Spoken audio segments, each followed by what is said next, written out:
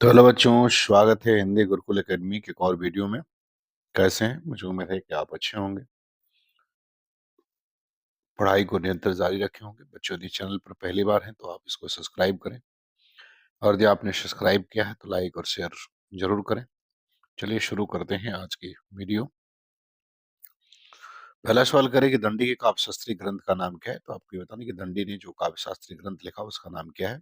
ए कर प्रतिदर्श, बी काव्य शास्त्र, सी कर काव्यदर्श और डी कर भाषादर्श। तो आपको ये बताना है कि दंडी के काव्य शास्त्री ग्रंथ का क्या नाम है। पहले का कौन सा सही होगा। तो बच्चों, पहले का विकल्प जो है वो सी सही हो जाएगा। उनके काव्य शास्त्री ग्रंथ का नाम जो है वो काव्यदर्श है। बात करते हैं सवाल नंबर दूसरे की। कर आचार्य भरत मुनि ने काव्य गुणों की संख्या बताई है। तो आपको ये बताना है कि आचार्य भरत मुनि के अनुसार काव्य गुणों की संख्या कितनी है। विकल्प ए कह रहा है 3, बी कह रहा है 5, सी 10 और डी कह रहा है 8। तो आपको ये बताना है कि भरत मुनि ने काव्य गुणों की संख्या कितनी बताई है। 3, 5, 10 या 8। तो बच्चों, भरत मुनि के अनुसार काव्य गुणों की संख्या जो है वो 10 है। तो विकल्प सी जो है वो आपका सही हो जाएगा। बात करते हैं सवाल नंबर तीसरे की। तीसरे में कह रहा है कि कल्पना मानव मस्तिष्क की बिंब विधायनी शक्ति है। कथन किसका है। तो आपको ये बताना है कि कल्पना मानव मस्तिष्क की बिंब विधायनी शक्ति है। ये कथन किसके द्वारा कहा गया है। वर्ड्सवर्थ के द्वारा, मैथ्यू अर्नाल्ड, इलियट या कॉलरिज के द्वारा। तो क्वेश्चन नंबर तीसरे का आपको बताना है कि कौन सा उत्तर जो है इसमें सही होगा। वर्ड्सवर्थ होगा, मैथ्यू अर्नाल्ड होगा, इलियट होगा या कॉलरिज होगा। तो बच्चों, जो उत्तर इसका होगा वो कॉलरिज हो जाएगा, अर्थात विकल्प डी जो है वो तीसरे का सही हो जाएगा। बात करते हैं सवाल नंबर चौथे की। चौथे में कह रहे हैं कि निम्नलिखित में से किस कृति के लेखक जयशंकर प्रसाद नहीं है। तो आपको ये बताना कि कौन सी ऐसी रचना इसमें से है जिसके लेखक जयशंकर प्रसाद नहीं है। ए कर कानन कुसुम, बी कर ध्रुव स्वामिनी, सी कर चारुचंद्र लेख और डी कर तितली। तो आप बताना कि कौन सी ऐसी रचना है जिसके लेखक जयशंकर प्रसाद नहीं है। कानन कुसुम के नहीं है, ध्रुव स्वामिनी, चारुचंद्र लेख या तितली। तो बच्चों, चार का उत्तर सी हो जाएगा। चारुचंद्र लेख के जो है रचनाकार ये नहीं है, बल्कि ये जो है हजारी प्रसाद द्विवेदी की रचना है। बाकी सभी जो है वो जयशंकर प्रसाद की रचनाएं हैं। बात करते हैं सवाल नंबर पांचवें की। पांचवें में कह रहे हैं कि रामचंद्र वर्मा प्रसिद्ध हैं। तो आपको बताना है कि रामचंद्र वर्मा क्यों प्रसिद्ध हैं। ए कह रहा है कवि के रूप में, बी आलोचक के रूप में, सी कह रहा है भाषाविद के रूप में और डी कह रहा है कोशाकार के रूप में। तो आपको ये बताना है कि कोशकार के रूप में, भाषाविद, आलोचक या कवि किसके रूप में जो है प्रसिद्ध हैं रामचंद्र वर्मा।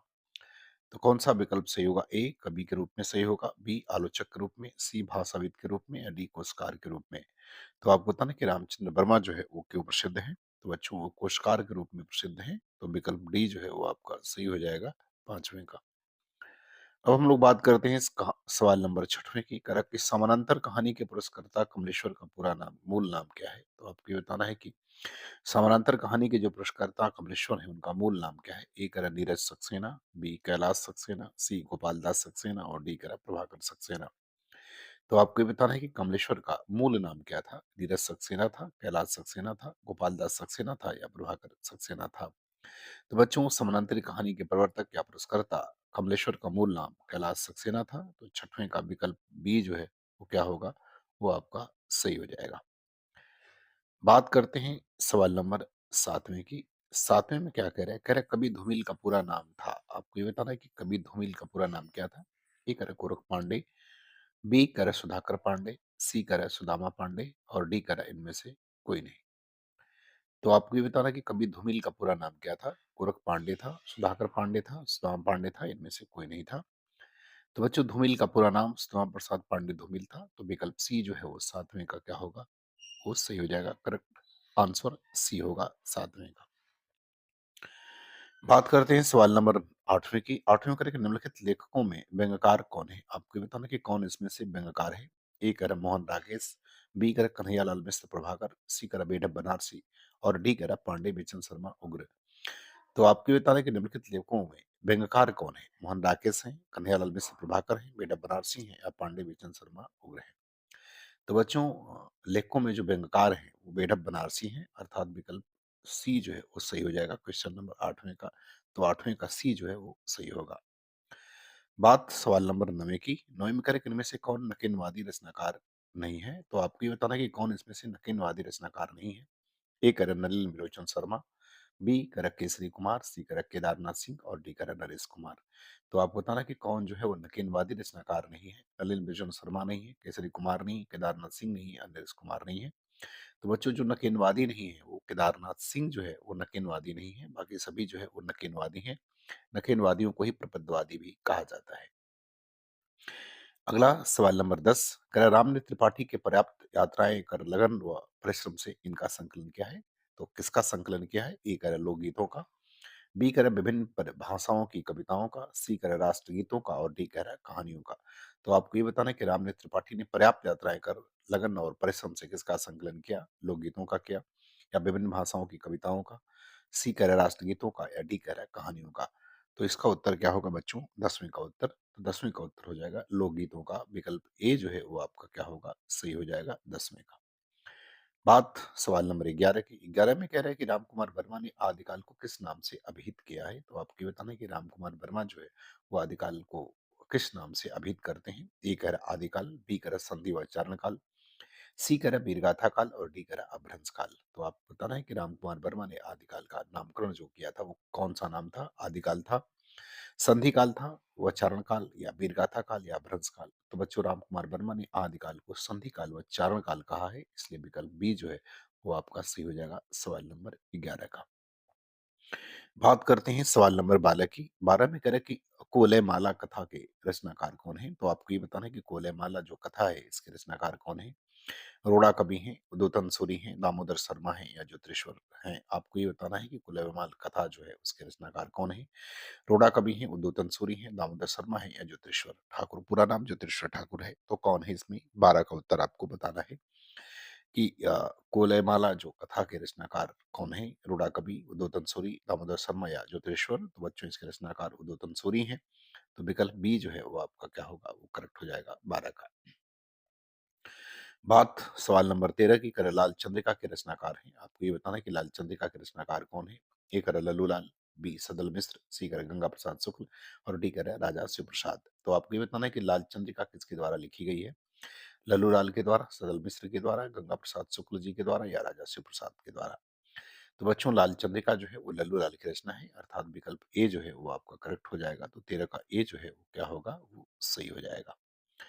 अब हम लोग बात करते हैं सवाल नंबर 14 की। 14 में कह रहा है कि नागरी प्रचारणी सभा के संस्थापकों में नहीं है। तो आपको ये बताना है कि इसमें से कौन ऐसा है जो नागरी प्रचारणी की सभा के संस्थापक में नहीं है?